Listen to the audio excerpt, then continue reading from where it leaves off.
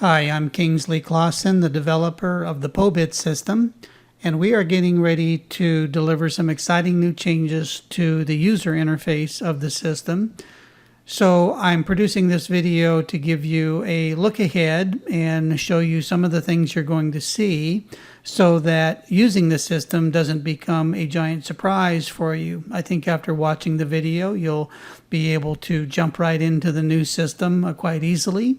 The changes are not radical, although at first glance it will appear to be an entirely new system. But you will quickly see that most things are right where we left them, and the operation of the system is as it ever was.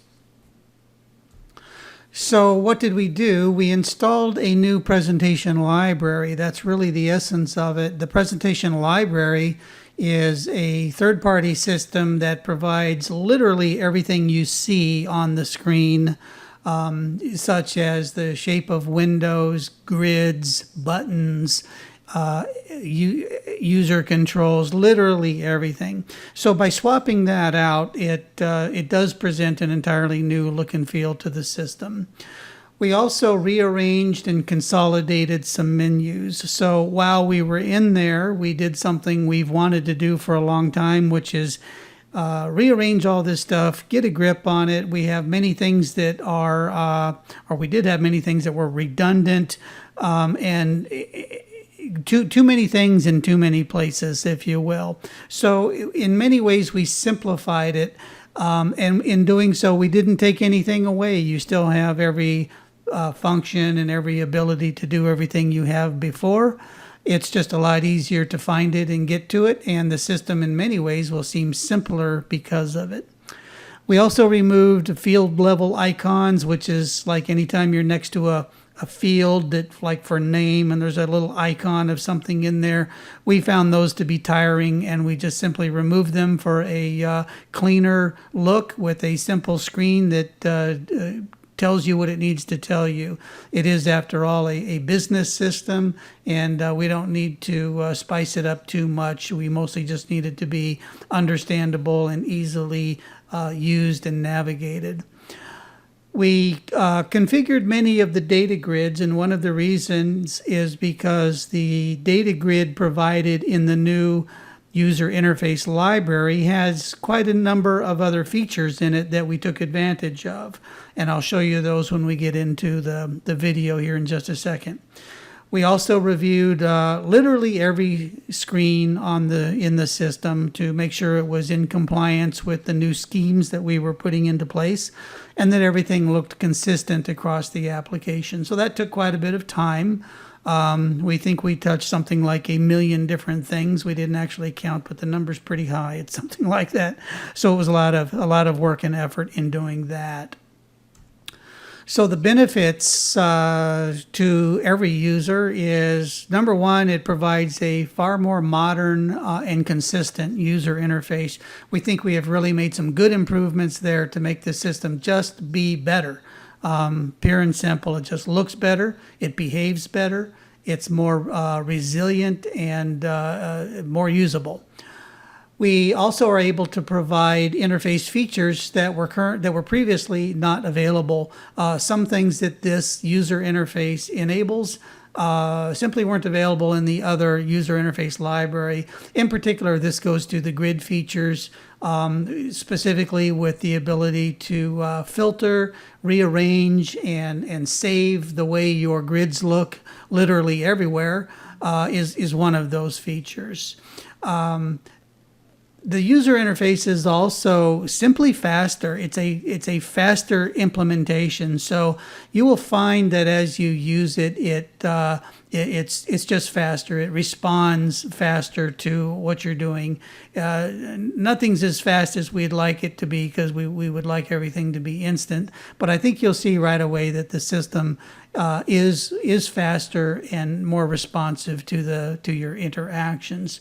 And lastly, we resolved a few outstanding usability issues, some of which could only be resolved with this library. We were not able to resolve them with the other library. I'll give you one example is when you're looking at a grid of candidates, and if you filtered on active versus inactive, the system always generated a contains statement. So if the value contained the word active, it filtered to that. So there was no way to filter to active because inactive would always be in the result. So that's one example of something that now this user interface is much better at, and we can filter. We have a lot more filtering options, and they're more they're just better. So that's the extent of what we did, and now you have to see it. So let's move into that and have a look at the way the system now looks and operates.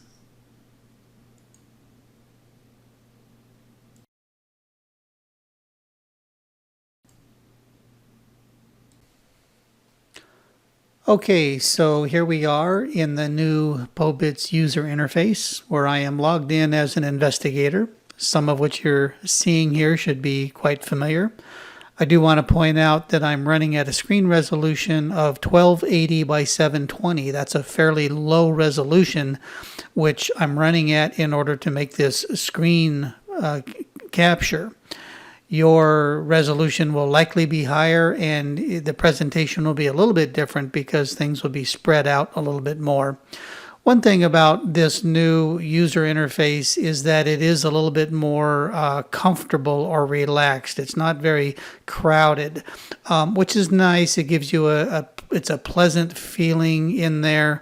But one of the things is it eats up a little bit more screen real estate, and to some extent there's a little bit less to see. However, I'm going to show you some things about this user interface that will make that a lot easier to manipulate and live with, because there's a lot of user configurability in this that I'll show you here in a second. So right away you can see some differences, and let's start with the biggest ones. There used to be a pull-out screen menu down the left-hand side of the window, and that's completely gone now.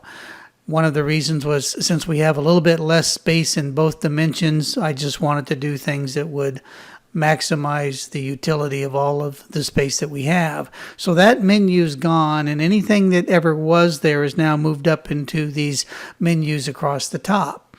And interestingly, there's not that much up there, where there's less items to deal with, and we think that that's a good improvement. Previously, we had a lot of different queries and views that were really redundant. They just had a slightly different filter in them, whereas now we give you one or two queries and allow you to filter them any way you want on the fly, and it just makes more sense. So let's go through these menus briefly. Under the new menu is where you would add a new candidate or preliminary candidate. You could add a new candidate group or add a new position into your system. Those are about the only things you ever have to add a new one of. Then under the search and view menu are the items that you're typically going to need to look at large. Like, I need to look at all candidates and I'll filter down to the ones I need, or I'll do a quick search or something on to find a particular candidate. The preliminary candidates window is practically the same. It just has some action buttons on it that are very useful, and they have a certain utility. Other than that, it's really just another view of candidates. Then there's the cases view. Now, the candidates in the cases view are they replace what used to be the search window where you had a candidate search and a cases search.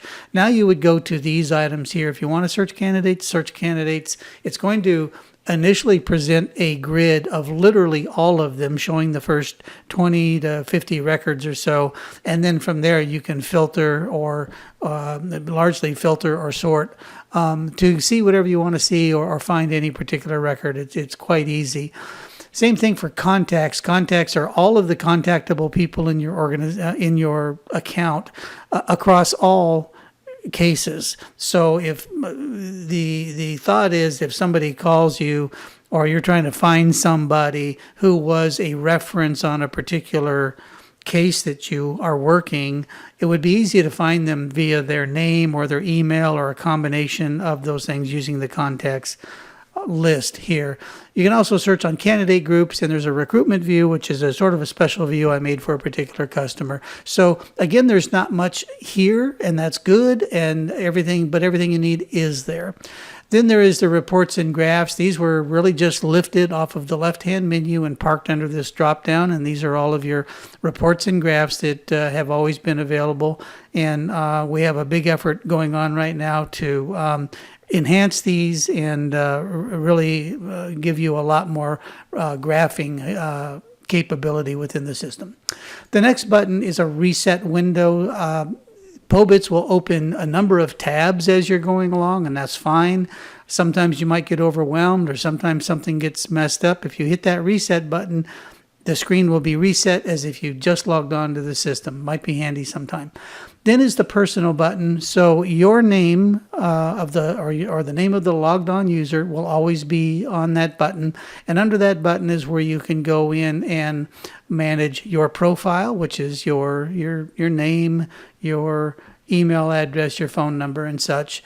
You can change your login credentials, as you always have been able to do. You would log out from here, and if you are a manager, then you would go to the system setup here, previously called organization setup. Under the left-hand menu, you would recognize this when I open it. This is where you set up your organization, your investigators, positions, templates, and this sort of thing. And lastly is the help button, where you can submit your support ticket or go to the support center or go to the menu item where there's some training videos, which we plan on providing many more of them. Right now there's only around 3 of them. So that's just a brief review of the navigability that's in Pobits now. I think you have to agree it's really quite simple now, yet everything is still there. We really haven't taken anything away. This was not a functional build effort on our part. This was really just changing the user interface. So along with the look and feel, we also redesigned the navigability with regard to menus and that sort of thing to really bring the thing together and make it as useful as possible. So now let's talk about grids. These are grids. Anything that is a tabular display of data within the system is affectionately called a grid. So the grid component in this UI has a lot of nice features, and I'll show you really all of them because you'll want to be able to use them. The first thing is that it's configurable by the user. That's the important thing to know.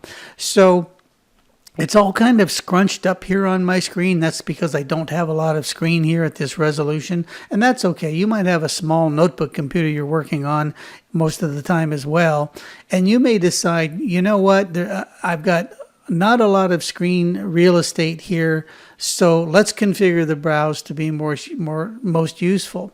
So perhaps you might say, well, I really only care about the last name, and that's fine. You don't care about the first name. Now, we can also just bring this out. If you really want to be able to see all of those column names, we can do that.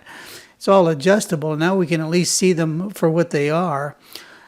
Now, the important thing to know is that now we can save these settings by just going up here to this gear, and you'll see it says save current grid settings. So if I click on that, it'll save these grid settings just the way they are.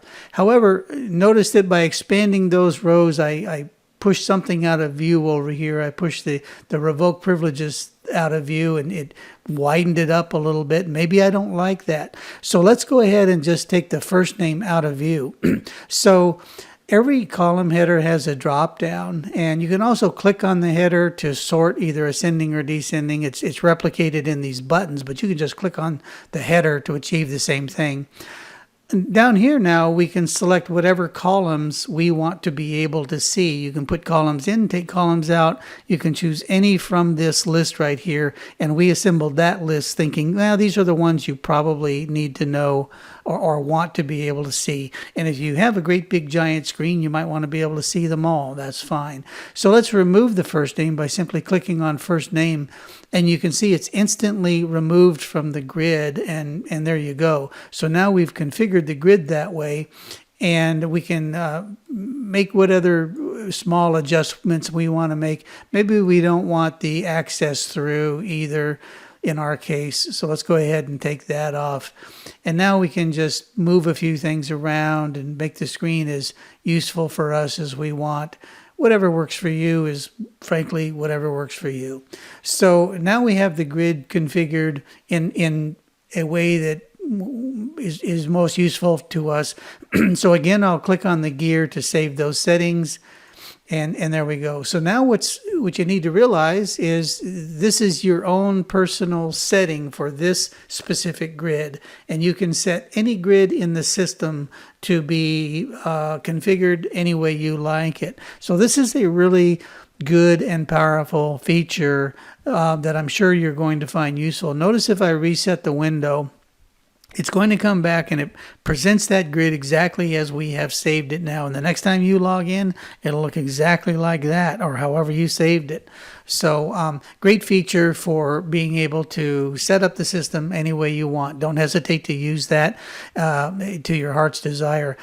Anytime you need to, you can click on this redo button, and it restores the grid to the factory settings, if you will. So it'll just put it back to the way we programmed it, and then you can configure it all over again if you want. So sometimes this is very useful for just making the most out of the screen real estate that you have available.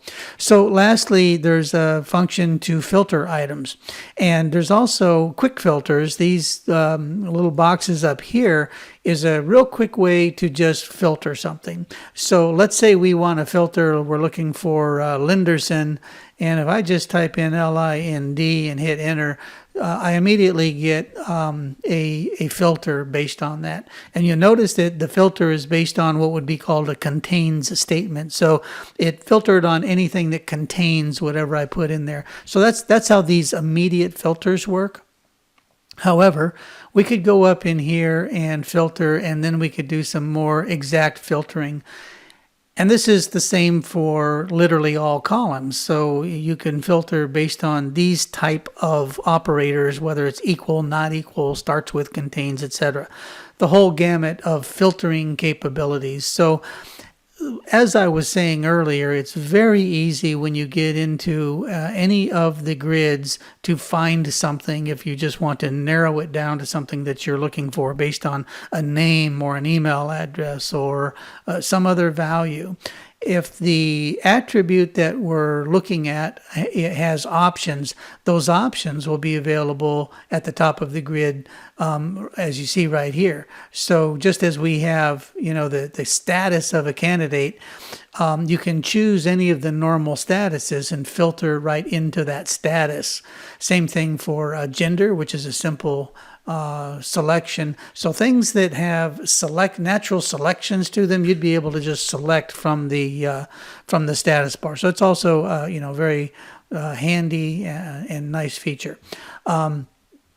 Also, always remember that you can print what's in the grid, and you can extract or export whatever's in the grid to a CSV file. So very easy to pull a quick we'll call it a report. It isn't one, but it's a real quick way to just pull a report of some data that you happen to be looking at.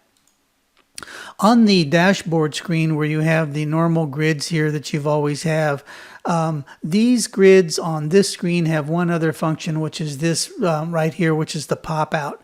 And the function of this is it pops out the grid into a full screen display for you. Mine only has 5 items because that's literally all I have in this database, but given more items, it would fill the screen to populate it. And maybe this is a better way for you to work. Again, you've just popped out that one screen to say, I just want to look in that screen and I don't want to look at anything else. So that's a good understanding, or should give you a good understanding of grids and how they work. Grids are everywhere in Pobits, and you're going to run into them all the time, and just understand that you can configure them all you want, as I've shown you here, and I think I've given you a full demonstration. That's really everything there is to know. Now, as we look at the rest of the screen, I think you'll see that really nothing has changed. You have the same panels here, the My Alerts panel, the wait list, or the people I'm waiting on list, and the reviews list. This is not changed. This is what's always been in the system. So it's not a radical change here. You'll be familiar with the most of it. So as you recall, you could always jump directly to a candidate or to a case. You could invite, extend, and such here, and this is really no different. But let's jump right into the candidate's case, because the case screen also has changed somewhat. So right away you'll see, yeah, it's different. We took away the gauge bar, and we've got this linear gauge in here. Quite frankly, we didn't take it away. When we changed libraries, we had different options of gauges, and we chose this linear gauge, which kind of made sense to us. We're not sure if the gauge is really important to y'all or not, but to us it seems like it would be useful. Beneath the gauge, really nothing has changed. These are all of the same items that we've always had down there, and it's just the case particulars and case handling information. No different there at all. Now, we did move some things around in the borders, because the borders were containing a number of buttons. We had buttons at the top and we had buttons at the bottom. We had kind of buttons everywhere. And we only had buttons at the bottom because we had too many buttons to put across the top, and because we could put buttons at the bottom. Well, we can still do that, but we just like to have everything, in one simple place as much as possible. So this was part of our simplification. So we simplified these, and you'll see that this really hasn't changed much. The investigative areas are the same. However, we added two items down here, the exams and the interviews, which we view these as investigative areas to some degree. So we put them under there. They used to be down at the bottom right of the screen. So now they're there, just so you know. Then there's a view drop down. And this is just where there were some other buttons that were across the screen. They're just here now. So you may recall there's a contact screen where you can see all of the contacts on the case. There's the concerns, the red flags, the case journal, and the questionnaires. So that's just a quick way to get to any of those things. It'd be great to just have buttons at the handy, but you do run out of screen links pretty quickly, so using the drop-down menus became a necessity. Then there's an actions drop-down for things that you're going to do a little bit more actively, and this is just where you update your executive summary. You can invite all of the contacts in the system, generate a form letter, or go to the attachments. Attachments is another one of those things. Used to be at the bottom right of the screen. We simply moved it up here. Reports didn't change a lick, so that's still the reports drop down. They're the same as they ever were, and no change there, so easy to get to. So all in all, not very many changes here. Of course, it's a different look and feel. We moved a few buttons around, and really that's about it. So that's a fairly quick overview. I think when you log in as an investigator, you're not going to have much difficulty getting to your work, and I didn't want you to be jolted out of your seat the first time you logged in and saw this, because the immediate reaction might be, oh my God, they've changed everything, when in fact we really haven't. We changed very little, and this is just an incremental change. Now, the one thing that I would point out is when you have a change like this, is sometimes it's a necessity to clear your browser cache. And let's take a look at that real quickly. In Chrome anyway, if you go to history, go to history and then pull this out, here's where you clear your cache. So just so you understand, the only thing you really need to clear is images and files. You don't need to clear your browsing history, download any of these other things. And sometimes it's helpful to keep those things, whether they are autofilled data or something like that. You just need to clear cached images and files. And you may very well have to do that. If you log in and everything's some sort of a crazy mess, that's the problem. And so you'd have to clear your cache. Frankly, we haven't been able to test that because of the way we develop and work. We'd have to try it on some other systems, and we probably will, but by then it will be too late. So just an important point, remember that that you very likely would have to do that. So there you go. We hope you're going to enjoy this user interface. As we said in the beginning, it's more responsive, and it's overall just more professional looking and clear, and it's just nice. So if you have any thoughts about it, feel free to give us some feedback. If you can't find something, let us know. Or if you see something that looks like we forgot to get to it, let us know on that as well. Other than that, have fun using Pobits, and keep your cards and letters coming for any sort of features and things that you need in the system. Thanks for watching the video.